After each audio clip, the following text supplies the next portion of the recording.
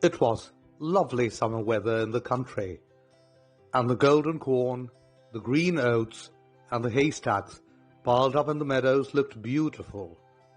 The stork, walking about on his long red legs, chattered in the Egyptian language which he had learnt from his mother. The cornfields and meadows were surrounded by large forests, in the midst of which were deep pools. It was indeed delightful to walk about in the country.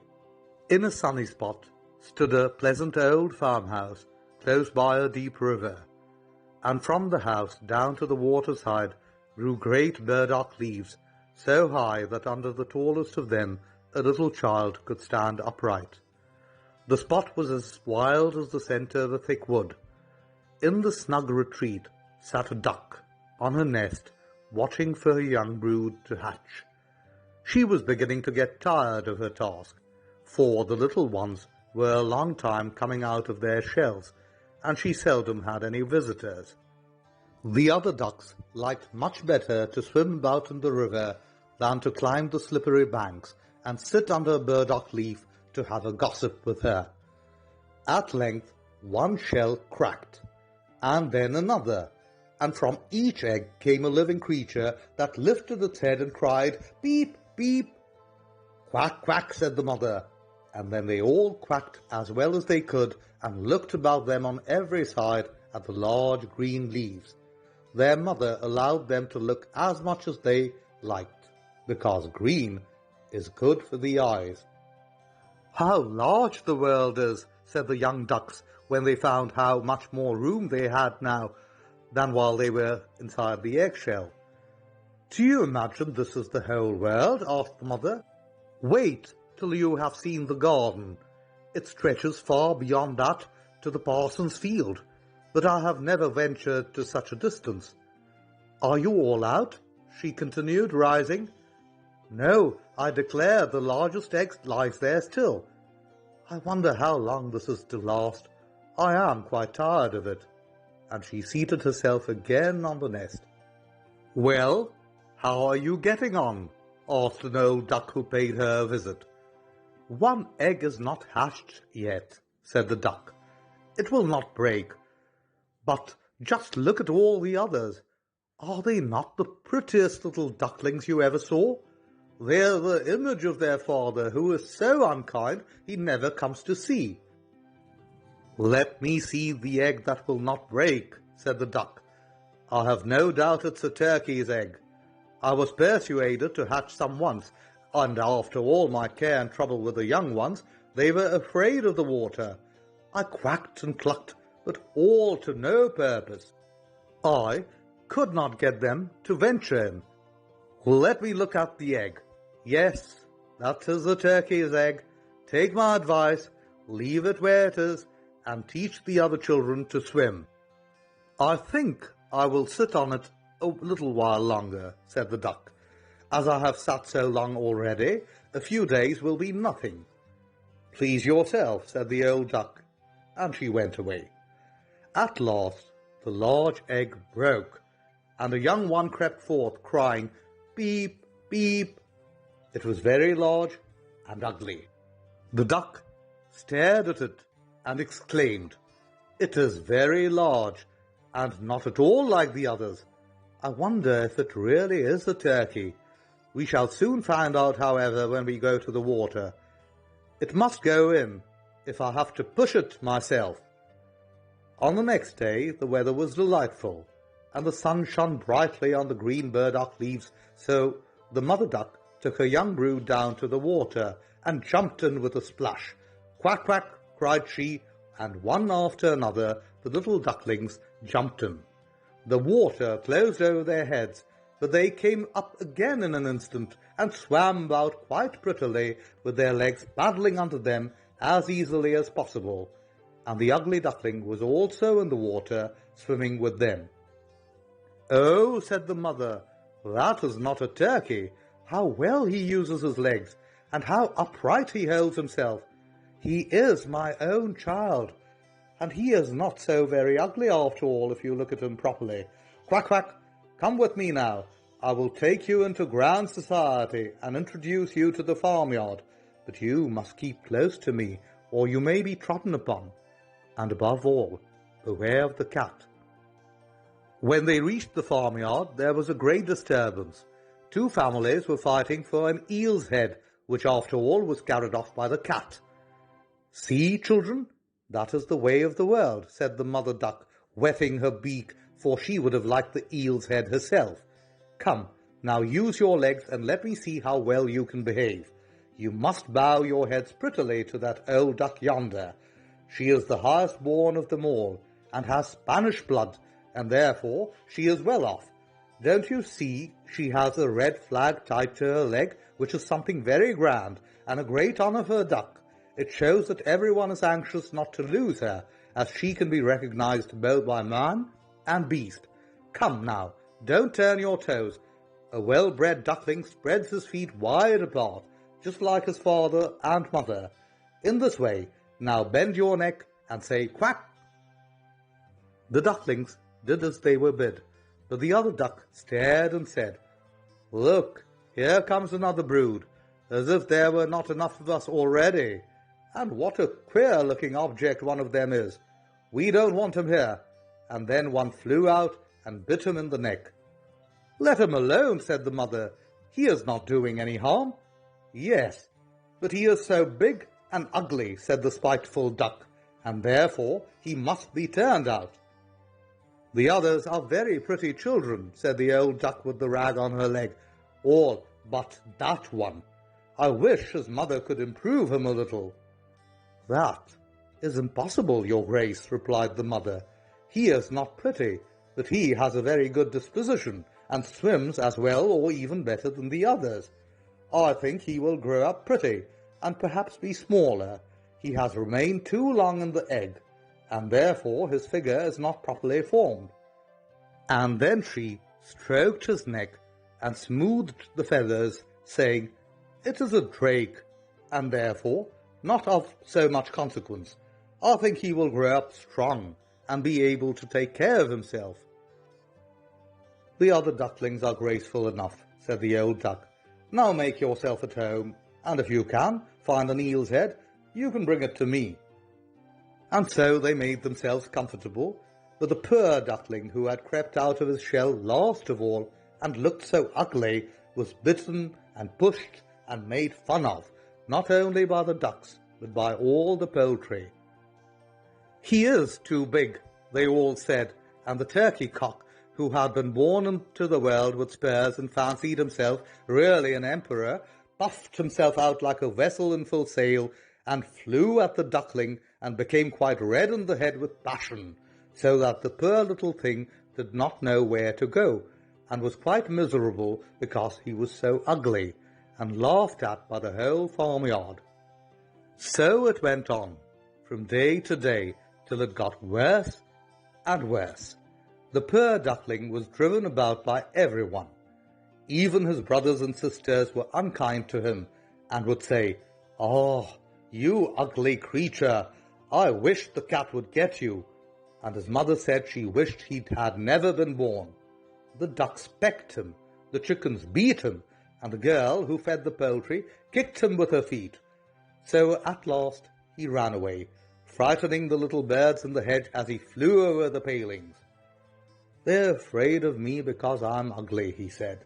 So he closed his eyes and flew still farther, until he came out on a large moor, inhabited by wild ducks. Here he remained the whole night, feeling very tired and sorrowful. In the morning, when the wild ducks rose in the air, they stared at their new comrade. "What sort of a duck are you?" they all said, coming round him. He bowed to them, and was as polite as he could be, but he did not reply to their question. "You are exceedingly ugly," said the wild ducks, "but that will not matter if you do not want to marry one of our family." Poor thing, he had no thoughts of marriage. All he wanted was permission to lie among the rushes and drink some of the water on the moor. After he had been on the moor 2 days, there came 2 wild geese, or rather goslings, for they had not been out of the egg long, and were very saucy. "Listen, friend," said one of them to the duckling. "You are so ugly that we like you very well. Will you go with us and become a bird of passage? Not far from here is another moor, in which there are some pretty wild geese, all unmarried. It is a chance for you to get a wife. You may be lucky, ugly as you are." Pop, pop sounded in the air, and the 2 wild geese fell dead among the rushes, and the water was tinged with blood. Pop, pop echoed far and wide in the distance, and the whole flocks of wild geese rose up from the rushes.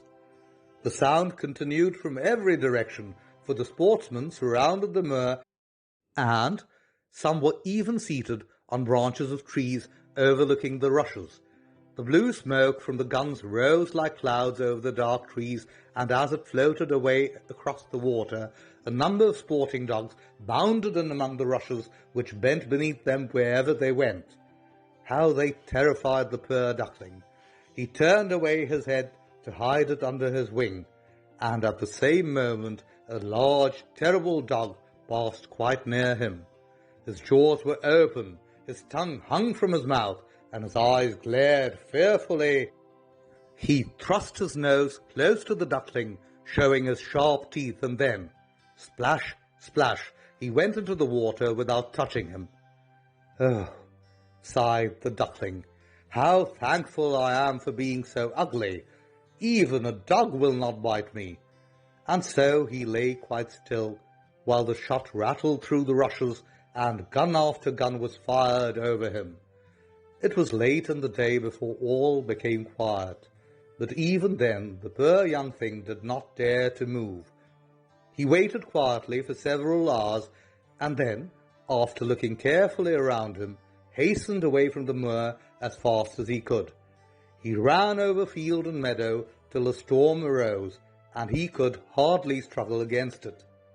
Towards evening he reached a poor little cottage that seemed ready to fall, and only remained standing because it could not decide on which side to fall first.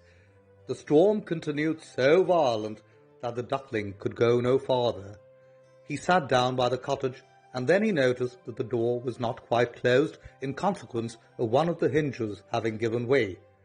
There was therefore a narrow opening near the bottom large enough for him to slip through, which he did very quietly, and got a shelter for the night. A woman, a tomcat, and a hen lived in this cottage. The tomcat, whom the mistress called "my little son," was a great favourite. He could raise his back and purr, and could even throw out sparks from his fur if it were stroked the wrong way. The hen had very short legs, so she was called Chicky Short Legs. She laid good eggs, and her mistress loved her as if she had been her own child. In the morning the strange visitor was discovered, and the tomcat began to purr, and the hen to cluck. "What is that noise about?" said the old woman, looking around the room. But her sight was not very good, therefore, when she saw the duckling, she thought it must be a fat duck that had strayed from home. "Oh, what a prize!" she exclaimed. "I hope it's not a drake, for then I shall have some duck's eggs. I must wait and see." So the duckling was allowed to remain on trial for 3 weeks, but there were no eggs. Now the tomcat was the master of the house, and the hen was mistress, and they always said, "we and the world," for they believed themselves to be half the world, and the better half too. The duckling thought that others might hold a different opinion on the subject, but the hen would not listen to such doubts. "Can you lay eggs?" she asked. "No." "Then have the goodness to hold your tongue." "Can you raise your back, or purr, or throw out sparks?" said the tomcat. "No." "Then you have no right to express an opinion when sensible people are speaking." So the duckling sat in a corner, feeling very low-spirited, till the sunshine and fresh air came into the room through the open door, and then he began to feel such a great longing for a swim on the water that he could not help telling the hen. "What an absurd idea," said the hen. "You have nothing else to do, therefore you have foolish fancies. If you could purr or lay eggs, they would pass away." "But it is so delightful to swim about on the water," said the duckling, "and so refreshing to feel it close over your head while you dive down to the bottom." "Delightful indeed," said the hen. "Why, you must be crazy. Ask the cat. He is the cleverest animal I know. Ask him how he would like to swim about on the water or to dive under it, for I will not speak of my own opinion. Ask our mistress, the old woman. There's no one in the world more clever than she is. Do you think she would like to swim or let the water close over her head?" "You don't understand me," said the duckling. "We don't understand you? Who can understand you, I wonder? Do you consider yourself more clever than the cat or the old woman? I will say nothing of myself. Don't imagine such nonsense, child, and thank your good fortune that you have been received here. Are you not in a warm room and in society from which you may learn something? But you are a chatterer, and your company is not very agreeable. Believe me, I speak only for your own good. I may tell you unpleasant truths, but that is a proof of my friendship. I advise you, therefore, to lay eggs and learn to purr as quickly as possible." "I believe I must go out into the world again," said the duckling. "Yes, do," said the hen. So the duckling left the cottage and soon found water on which it could swim and dive, but was avoided by all other animals because of its ugly appearance. Autumn came, and the leaves in the forest turned to orange and gold. Then, as winter approached, the wind caught them as they fell and whirled them in the cold air. The clouds, heavy with hail and snowflakes, hung low in the sky, and the raven stood on the ferns crying, "Croak, croak." It made one shiver with cold to look at him. All this was very sad for the poor little duckling. One evening, just as the sun set amid radiant clouds, there came a large flock of beautiful birds out of the bushes. The duckling had never seen any like them before. They were swans, and they curved their graceful necks, while their soft plumage shone with dazzling whiteness. They uttered a singular cry as they spread their glorious wings and flew away from those cold regions to warmer countries across the sea. As they mounted higher and higher in the air, the ugly little duckling felt quite a strange sensation as he watched them. He whirled himself in the water like a wheel, stretched out his neck towards them, and uttered a cry so strange that it frightened himself. Could he ever forget those beautiful, happy birds? And when at last they were out of his sight, he dived under the water and rose again, almost beside himself with excitement. He knew not the names of these birds, nor where they had flown, but he felt towards them as he had never felt for any other bird in the world. He was not envious of these beautiful creatures, but wished to be as lovely as they. Poor ugly creature, how gladly he would have lived even with the ducks, had they only given him encouragement. The winter grew colder and colder. He was obliged to swim about on the water to keep it from freezing. But every night the space on which he swam became smaller and smaller. At length it froze so hard that the ice in the water crackled as he moved, and the duckling had to paddle with his legs as well as he could to keep the space from closing up. He became exhausted at last, and lay still and helpless, frozen fast in the ice. Early in the morning, a peasant who was passing by saw what had happened. He broke the ice in pieces with his wooden shoe and carried the duckling home to his wife. The warmth revived the poor little creature, but when the children wanted to play with him, the duckling thought they would do him some harm. So he started up in terror, fluttered into the milk pan, and splashed the milk about the room. Then the woman clapped her hands, which frightened him still more. He flew first into the butter cask, then into the meal tub, and out again. What a condition he was in! The woman screamed and struck at him with their tongues. The children laughed and screamed and tumbled over each other in their efforts to catch him, but luckily he escaped. The door stood open. The poor creature could just manage to slip out among the bushes and lie down, quite exhausted, in the newly fallen snow. It would be very sad were I to relate all the misery and privations which the poor little duckling endured during the hard winter. But when it had passed, he found himself lying one morning in a moor amongst the rushes. He felt the warm sun shining, and heard the lark singing, and saw that all around was beautiful spring. Then the young bird felt that his wings were strong, as he flapped them against his sides, and rose high in the air. They bore him onwards until he found himself in a large garden. Before, he well knew how it had happened. The apple trees were in full blossom, and the fragrant elders bent their long green branches down to the stream, which wound round a smooth lawn. Everything looked beautiful in the freshness of early spring. From a thicket close by came 3 beautiful white swans, rustling their feathers and swimming lightly over the smooth water. The duckling remembered the lovely birds and felt more strangely unhappy than ever. "I will fly to those royal birds," he exclaimed, "and they will kill me, because I am so ugly and dare to approach them. But it does not matter. Better be killed by them than pecked by the ducks, beaten by the hens, pushed about by the maiden who feeds the poultry, or starved with hunger in the winter." Then he flew to the water and swam towards the beautiful swans. The moment they espied the stranger, they rushed to meet him with outstretched wings. "Kill me," said the poor bird, and he bent his head down to the surface of the water and awaited death. But what did he see in the clear stream below? His own image, no longer a dark grey bird, ugly and disagreeable to look at, but a graceful and beautiful swan. To be born in a duck's nest in a farmyard is of no consequence to a bird if it is hatched from a swan's egg.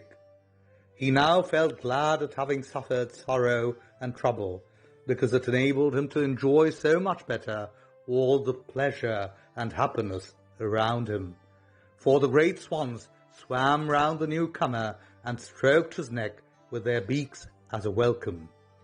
Into the garden presently came some little children, and threw bread and cake in the water. "See," cried the youngest, "there's a new one." And the rest were delighted, and ran to their father and mother, dancing and clapping their hands and shouting joyously, "There's another swan come, a new one has arrived." Then they threw more bread and cake into the water and said, "The new one is the most beautiful of all. He is so young and pretty." And the old swans bowed their heads before him. Then he felt quite ashamed, and hid his head under his wing, for he did not know what to do.